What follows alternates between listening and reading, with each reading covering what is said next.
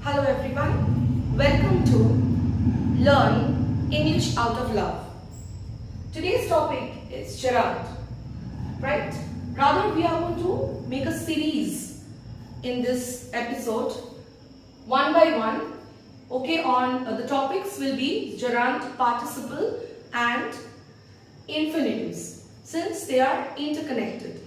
As the video will be very long, for that reason, I have divided the topics. Today's topic is gerund. Now let us find out what is gerund.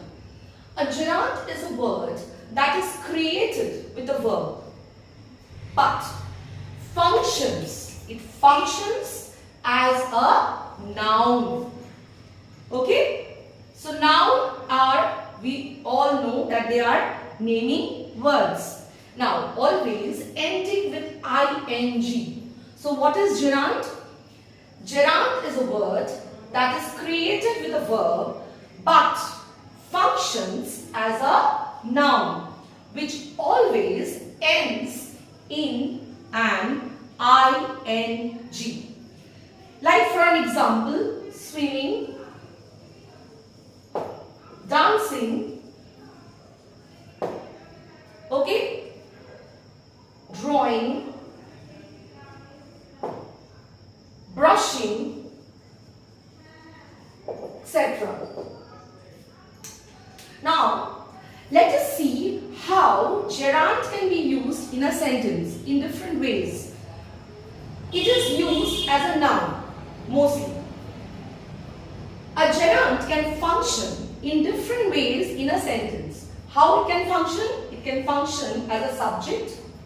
Okay, it can function as a subject, a direct object, a subject complement, an object of preposition. In these four ways, a gerund can function in a sentence. Now let us see how we can identify them with examples. We are going to discuss these four topics. First, we are going to discuss gerund functioning as a subject in a sentence. For that, I have taken one example. I am giving one example. Brushing your hair prevents it from tangling. Brushing your hair prevents it from tangling. So what is brushing here? Okay, brushing here acts as the subject of the whole sentence. It is a gerund because it is an activity. So basically, it is an activity acting as a noun, and gerunds are ing form of a verb that acts as a noun, as I have discussed earlier. So here, brushing your hair prevents it from tangling. This part, brushing, this word brushing is a gerund here. It is functioning as the subject of the given sentence, right? In the same way, we can use other sentences like swimming is a form of exercise, right? Where swimming acts as a gerund. Let's see how gerunds functions as the object of a sentence. For that, we need to know what are direct objects. Direct objects are words or phrases that receive the actions performed by the verb. Okay? Which is a noun, of course. Gerunds are noun. Now, here, let us understand this with an example. My dog likes napping. My dog likes napping. Now what is napping here? Okay, here napping is functioning as a gerund. Okay, it's a gerund basically. ing form of the verb nap. So the gerund here tells us that the dog likes napping. Thus, it receives the action of likes. So here, what does it tell? It tells what does the dog like? It asks you a question. The dog likes napping. So here it is acting as the object of direct of a sentence. So here it is acting. What is it doing? It is acting as the direct object of the given sentence. Fine. Now let us move on to the next part. We have gerund as a subject complement. Now let us see what is subject complements. They are words that rename the subject or they describe it in detail. Okay? They describe it in detail. Like for an example, the exam was frustrating.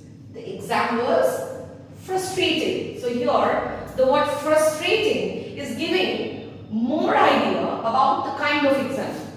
Okay, right? Telling us more about in detail, describing it rather, or renaming it, giving a specific idea about the exam. Okay, thus it is over here, it is functioning as a complement of the subject exam. Now, the last and the final part is gerund functioning as the object of preposition. Gerund functioning as the object of preposition. Now, an object of preposition is a word that comes after a preposition. It is placed after a preposition and describes certain positions or conditions or like who, what, when, why, how of the preposition. Like for an example, I have to go home after exercising. I have to go home after exercising. Here, which one is the gerund? Exercising is the gerund. Right? And it is placed right after the word after.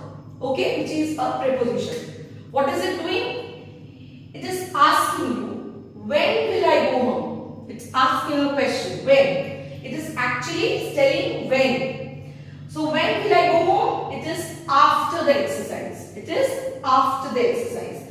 Thus, it is acting as an object of preposition.